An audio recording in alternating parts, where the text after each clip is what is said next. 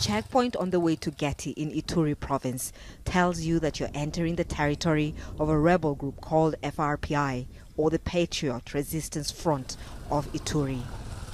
They hold an area that is rich in gold and collect taxes from one of the busiest roads.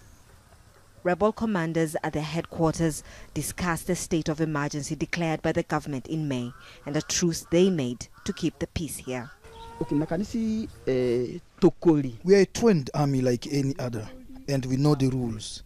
We are using these rules to protect our population. They were also eager to display their forces. They tell us these fighters are only a fraction of those in their ranks. This is one of the oldest rebel movements here in Ituri, controlling a huge territory. One of their former leaders, Germain Katanga, has even served jail term at the International Criminal Court for crimes against humanity. The new leaders say they want to change the face of the group.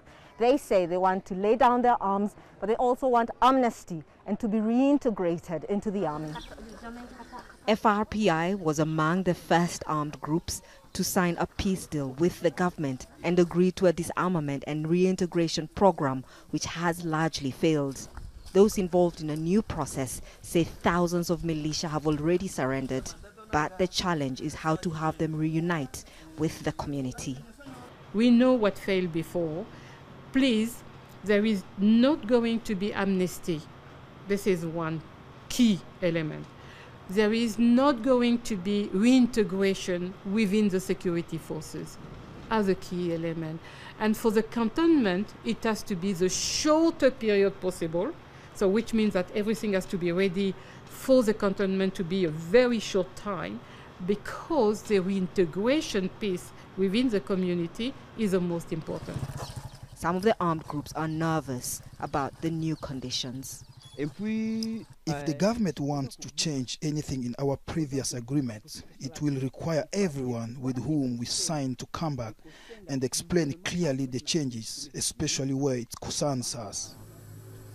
Up to a dozen armed groups continue to terrorize villages in Ituri. People here tell us they're worried that if disarming the rebels fails again, then their problems will only get worse.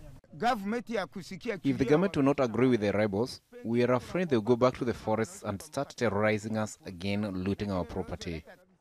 The fighters say they don't want to have to return to the trenches, but any program to disarm them has to be agreeable. Catherine Soy, Al Jazeera, Irumu Territory in Northeastern Democratic Republic of Congo.